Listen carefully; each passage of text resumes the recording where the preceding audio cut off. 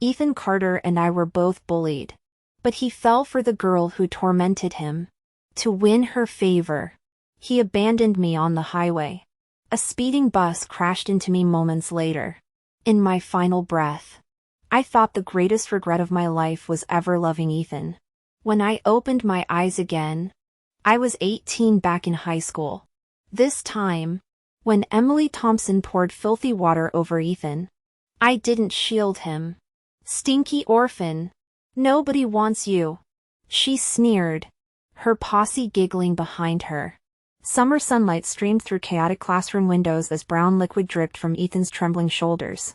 He stood paralyzed like a drenched stray puppy. I rested my chin on folded arms, watching indifferently. Why would any sane person develop feelings for their tormentor? We'd grown up together at Sunshine Orphanage since infancy, two parentless kids surviving on charity scholarships. In our previous life, relentless bullying drove Ethan to self-loathing extremes. I'd been his lifeline through panic attacks and suicidal nights. We attended the same university, co-founded a startup at 20. He handled operations while I managed client relations. 4 years later, our company broke 9-figure revenue. Then Emily returned. Her father's bankruptcy brought her weeping to our anniversary dinner. "Please, Ethan. I'll do anything to save Dad's company." Ethan's cold gaze raked over her. "What could you possibly offer me?" Yet he kept her as his personal assistant, funneling millions into her family's failing business. When I stormed into his office demanding answers, he sighed. "Sophia, you wouldn't understand." The final straw came when he let Emily slap me during a board meeting. I began disentangling our assets when the highway incident happened. Now, watching Emily's cronies jeer at the shivering Ethan, I yawned conspicuously. "Look, even Sophia won't help you now," a lackey crowed. "Gonna cry? Beg on your knees? Last life." Defending Ethan made me Emily's primary target. Not this time. I flipped my chemistry textbook open. Sunlight glinting off Emily's designer bracelet, the twin of Ethan's cufflinks he'd worn to our last investor pitch. If I hadn't gotten involved in other people's business, or more accurately, if I'd never crossed paths with that group at all, things might have been different. "Sophia, what's going on? Since when do you just stand by and watch?" Emily blinked at me, clearly surprised by my uncharacteristic indifference. She crossed her arms and strode over, rapping her knuckles sharply on my desk. I kept flipping through my textbook without looking up. "I'm not his babysitter. It's not my job to manage him." The moment those words left my mouth, Ethan's face drained of color beside me. His eyes reddened, fists clenching until his knuckles whitened. "Sophia," he whispered hoarsely, voice cracking. I grimaced and turned another page pointedly. Emily muffled a laugh behind her hand. "Seriously? Weren't you two childhood sweethearts?" She leaned over my desk, smirking. "Hey, want to switch seats with me?" "Sure," I said flatly, already gathering my notebooks. "Go ahead." Ethan jerked upright like he'd been electrocuted. "Sophia!" His hand shot out to grab my wrist, trembling violently. "What did I do wrong? Tell me." I wrenched free with more force than necessary. "Stop calling me that." Hugging my backpack to my chest, I moved to Emily's vacant seat by the window. The real reason for Emily's sudden seating request wasn't hard to guess. Her current desk partner, Lucas, sat motionless beside me now, his brooding silence filling the space like fog.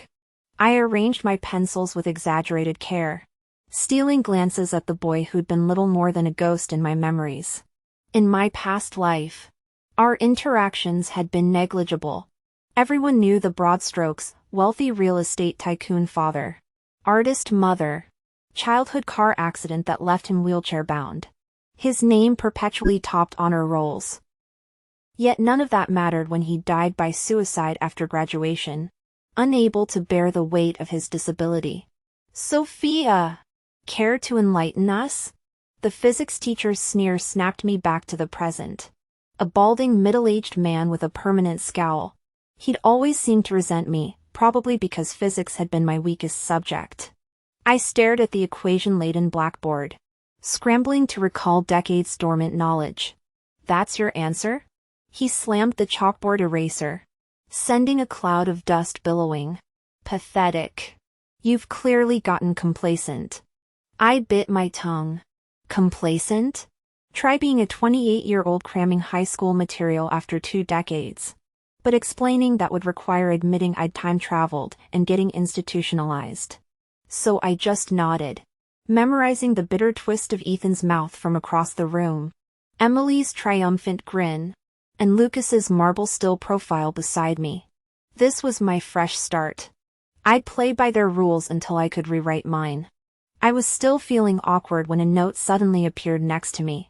The handwriting was crisp and clean, a straightforward solution with the answer included. My desk partner Lucas didn't even look up, his long fingers casually flipping to the exact textbook page covering today's lesson. He'd discreetly bailed me out. Grateful. I shot him a glance before studying myself. Fragments of past physics knowledge gradually resurfaced, allowing me to recite the answer. Lucas lived up to his reputation as an academic genius, devising such an elegant solution on the spot. All right. Sit down, the teacher said with a dismissive wave after half-heartedly scolding. Pay attention next time. And always consider alternative scenarios when solving problems. It struck me then, this seemingly aloof, brooding boy might not be intimidating at all. Perhaps he was just guarded, having grown up in an orphanage surrounded by kids with similar hardships. I recognized that fragility. Many of us carried invisible wounds, yearning for connection yet terrified to reach out first. Though Lucas came from privilege, his emotional walls felt familiar. More pragmatically, my once-top high school grades had eroded over time. I desperately needed tutoring. Deciding to bridge the distance, I placed homemade cookies on Lucas' desk the next morning. His pencil paused mid-equation. Dark eyes lifted to meet mine. Thank you for helping during physics yesterday, I said with deliberate cheer, pushing the tin forward. Consider this my gratitude. He inspected the cookies. You baked these? Yep. Cooking had been survival since age 6, laundry, cleaning, sneaking kitchen scraps to protect Ethan from bullies who stole his lunches.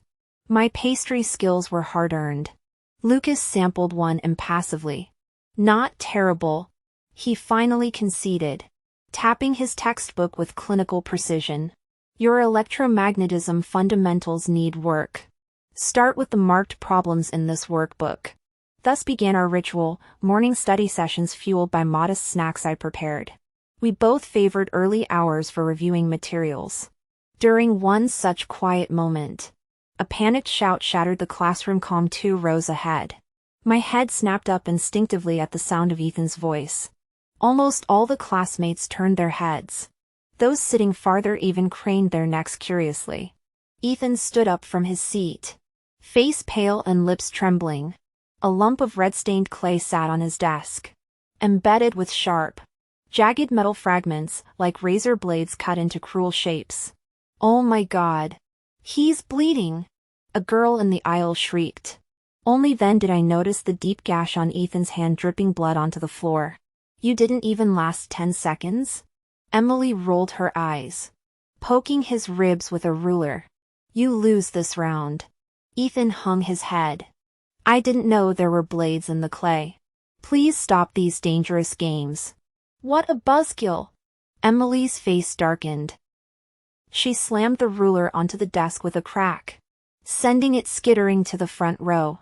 The classroom buzzed with understanding. Our resident princess had invented another way to torment the class punching bag. The crybaby's about to weep. Her friends giggled in her ear. Emily smirked, studying Ethan's dazed expression as he sank back into his seat. Hey, need me to take you to the clinic? Wouldn't want that to get infected. Ethan blinked blankly. I happened to glance up from copying calculus problems, our eyes meeting briefly. No thanks, he mumbled. I'll handle it. In our past life, Ethan had always followed me like a shadow. This was my first real glimpse of their twisted dynamic. Psychological warfare at its finest. Lucas remarked, dropping an origami crane into a glass jar. Break them down. Then offer fake kindness. Classic manipulation. I'd discovered his paper folding habit on my first day here, an unexpected quirk for the Ice Prince. The pattern was clear: physical harm, verbal abuse, then fleeting comfort to induce grateful devotion. My pencil stabbed through scratch paper as I grappled with this realization. Sophia. Ethan materialized beside my desk, his shadow falling across my notebook. Blood dripped onto my algebra worksheet. It hurts. Will you bandage it? Old me would have already been disinfecting the wound. Older me might have pinned Emily to the floor. Present me kept writing. The nurse's office stays open. You know where it is. His trembling smile made my stomach twist. Please. Soph. It really stings. Get your bloody hand off my desk.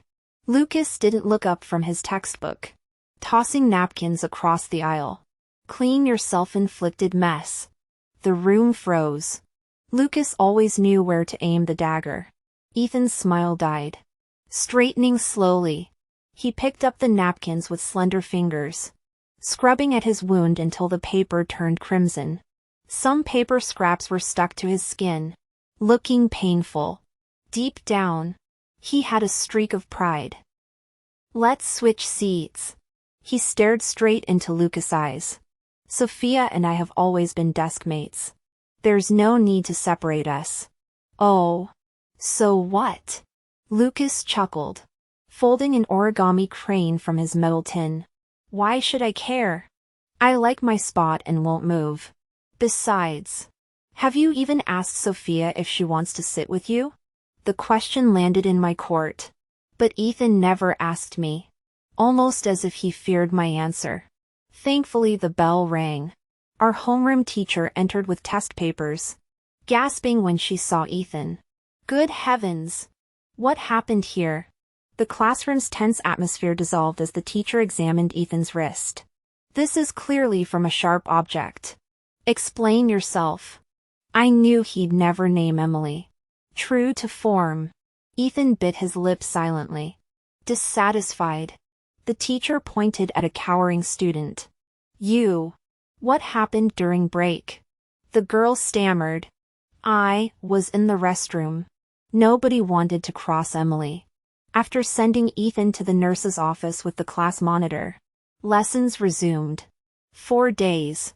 Emily and Ethan maintained an uneasy truce. With midterms approaching, I barely noticed them. Lucas and I were bonding unexpectedly. Pushing his wheelchair through the corridor, I exclaimed, Lucas! We might have met as kids. He remained silent, though I felt our friendship deepening since he'd begun allowing me to maneuver him around campus, even indulging my sprinting pushes across the playground. Rounding a stairwell corner, we overheard Emily's clique. Ugh. Did your dad yell at you? A follower whined. That homeroom hag overreacted. Ethan probably snitched. Emily stomped. I've been too soft. First he switches seats with Lucas, I'll teach him a lesson. She banged a storage room's peeling green door windowless. Rarely opened, its rusty hinges screeching. As their laughter faded down the stairs, I wheeled Lucas past the locked equipment room. My pulse quickened remembering childhood visits to his gated community, where we'd entertained a childless philanthropist. Those monthly trips singing for the old man, had our paths crossed before? If so, neither recalled. Watching Emily and the others walk away, I couldn't shake the feeling that something was off about the whole situation. From their conversation, it sounded like when Ethan got stabbed that time, their homeroom teacher must have contacted Emily's parents. Now these girls suspected Ethan had snitched on them. Though I knew their assumptions were completely wrong, I also knew their vindictive personalities would demand retaliation. My eyes drifted to the storage shed. Could they have locked him in there? Not that Ethan's situation concerned me personally, But then I remembered he had claustrophobia. Ethan came to the orphanage via police escort when he was just 4 or 5. Neighbors had reported a foul stench, leading officers to discover his parents' mutual suicide. The tiny boy had hidden in a closet for days, surviving only because an observant policewoman checked the wardrobe. When they carried him out, his small body bore whip marks from belts, bruises from thrown chairs, and crescent-shaped wounds from fingernails dug into his skin. Standing in the doorway, a neighbor pinched her nose and sneered. Those lunatics fought constantly. Whenever they got angry, that kid got beaten. We heard him wailing every night. At least they had the decency not to kill him too when they offed themselves. During his first orphanage introduction, Ethan whispered, "My name's Ethan." Another kid laughed cruelly. "What kind of messed up name is that? Your parents must have hated you." Ethan's eyes darted around in panic like cornered prey. He later confessed to me, "Sophia, I envy you. Your parents died as heroes. Mine just hit me. When they got tired of beating me, Mom would lock me in the closet for hours. I kept telling her I was scared of the dark, but she never listened. I just wanted them to love me." What did I say back then? I grabbed his trembling wrist. "Don't worry. I'll never let anyone hurt you again." Now I knocked on the shed's metal door. Confinement in dark spaces made Ethan hyperventilate, sometimes even self-harm. As I pressed my ear against the cold surface, someone tugged my sleeve. Lucas stood beside me clutching his stomach, face pale. "Sophia," he grimaced. "I don't feel good." Kneeling to his level, I asked, "What's wrong?" His hand tightened over his abdomen. "Stomach cramps." If Lucas needed medical attention, I couldn't handle it alone. I rushed him to the infirmary, bursting through the door shouting, "Nurse! We need help!" The white-coated attendant emerged, eyebrows rising. "Well, if it isn't Mr. Harrison." He took the wheelchair from me, glancing my way. "You're his classmate? Wait here." I perched on an examination bed separated by a flimsy curtain. Muffled voices drifted through the fabric. After several minutes, the nurse declared, "Nothing concerning. Just keep up with your regular hospital checkups. Call me if the pain returns." When they wheeled Lucas back out, he kept his head lowered. I studied him suspiciously. Was he actually sick? If not, why drag me here? Before I could speak, Lucas cleared his throat. "Sophia." He met my eyes hesitantly. "There's something I want to give you." It was during gym class. Most students were out on the field for free play. Lucas and I had sneaked away. I'd originally dragged the academic prodigy out to give me extra tutoring on a couple problems, never expecting to run into Emily and her crew. With plans derailed, I tilted my head asking, "A gift? For me?" Lucas nodded gently. "In the classroom." I assumed this was reciprocation for the cookies I often brought him mornings. But when he pulled a glass jar filled with hundreds of multicolored origami cranes from his desk, I froze. "That's quite the unusual hobby," I blurted before cringing at my own rudeness. Heat flooded my cheeks as I waved frantic hands. "No, I didn't mean." He simply smiled, eyes earnest. "Sophia, you gave me my first crane." The decade-old memory surfaced abruptly, a wheelchair-bound boy in a neighboring mansion's garden during my orphanage's charity visits. I'd folded a crane from colored paper during dull adult conversations and thrust it through the iron fence. "They carry wishes to heaven," I'd declared. "Maybe yours can fly beyond this garden." Lucas tapped the jar. "I started folding them weekends, waiting for you to return." His voice softened. My mother had just announced her pregnancy then. Everyone kept asking if I was excited for a brother. How could I explain feeling replaced? His vulnerability pierced me. "No one's abandoning you now," I vowed. His head tilted, lips curling in that disarming smile. Even if Ethan comes? I froze, wondering why I was even comparing myself to that guy. We had nothing to do with each other. Sophia. He's not worth it. Lucas reached out to hold my hand. Sometimes I wondered if Lucas had known me this long. Why hadn't he mentioned anything in our previous life? Back then, we'd been like parallel lines, moving steadfastly in the same direction yet never intersecting. Years later, when we were in college, him managing a key department in his father's company while I prepared for grad school, we went on a coffee shop date. As I struggled with textbook equations, he leaned over to play with my hair. Suddenly it hit me, Lucas. What if I'd never sat next to you in high school? We might have gone separate ways. He shook his head, grinning smugly. I'd have written you love letters. You'd have wept over our destined connection. I smacked his arm. Yeah, right. I dismissed it as idle talk. After all, I'd never seen any love letters in our past life. Sealing the origami crane jar, I tucked it into my backpack. The bell rang for the end of gym class, and students flooded back into the classroom, Emily and her friends laughing conspicuously. 2 study halls remained before dismissal, though a third of the class usually slipped out early without supervision. This time, Ethan was also missing. He still hadn't returned by next morning. During second period, our homeroom teacher scanned the room. Did Ethan request leave? The class monitor shrugged. With no family to contact, the school would have to call the orphanage, his legal guardian. My mind flashed to yesterday's scene outside the storage shed. I never imagined Emily's crew would dare lock Ethan there this long. Things were escalating dangerously. Teacher? I raised my hand. I heard noises near the storage area yesterday. She face-palmed. After summoning the monitor, Sophia. And, after a pause, Emily. She marched us downstairs. The janitor fumbled with rusted keys before the creaking door revealed pitch darkness.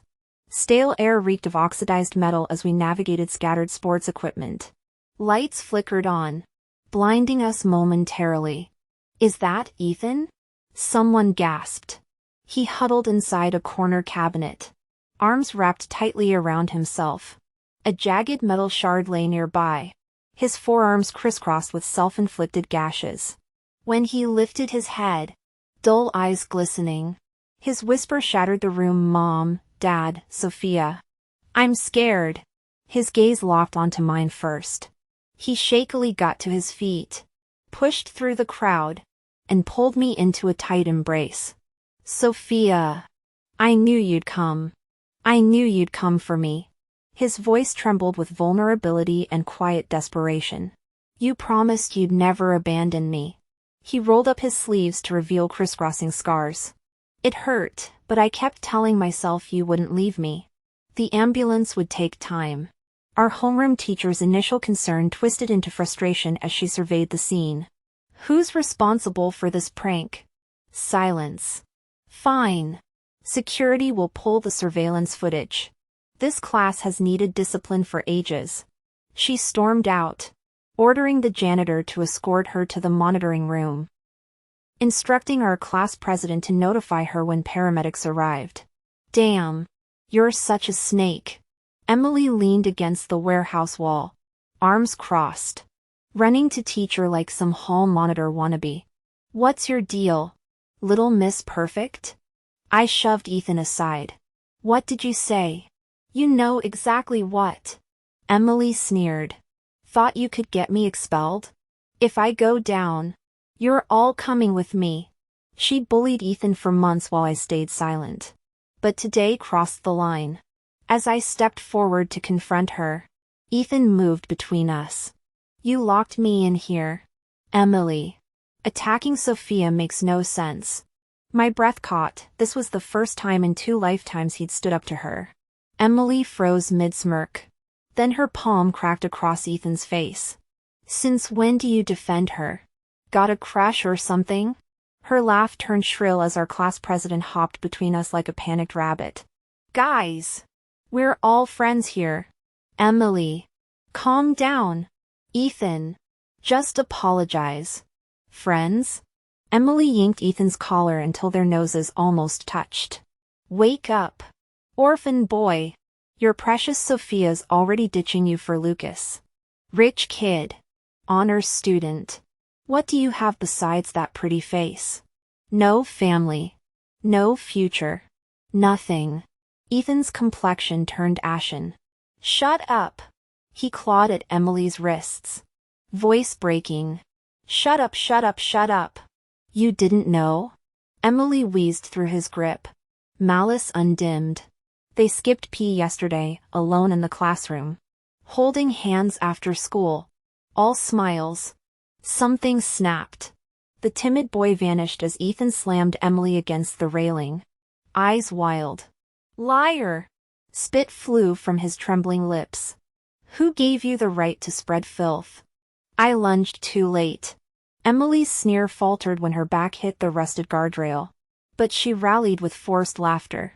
Filth? Please! They've probably been swapping spit for weeks, she screamed and struggled. But before she could finish her words, Ethan grabbed Emily by the throat and violently shoved her. They wrestled until Ethan suddenly flipped over, dragging Emily over the railing. My class president and I rushed to the edge. 6 floors below. Their tangled bodies kept falling. Panicked shouts erupted around us. Someone jumped. They're dead. I sprinted madly downstairs. Getting closer. Closer, until the blood pooling beneath Ethan seemed to reach my shoes. The ambulance arrived too late. Paramedics looked confused stepping out. Weren't we called for a claustrophobia case? Why 2 bodies? Backing away slowly. I dissolved into the crowd. Then warm fingers closed around mine. Sophia. Are you okay? Lucas stood there. Gaze steady. My throat tightened. After forever. I choked out. Lucas, they're dead. But I'll stay with you now. He said. Always. The sky burned blue that day. My reflection lone in Lucas' eyes, lost. Vulnerable. Sometimes I still wonder what drove Ethan to push Emily. Rage? Desperation? Fear? Whatever the truth. My life holds no trace of him anymore. I only want the man who sees nothing but me.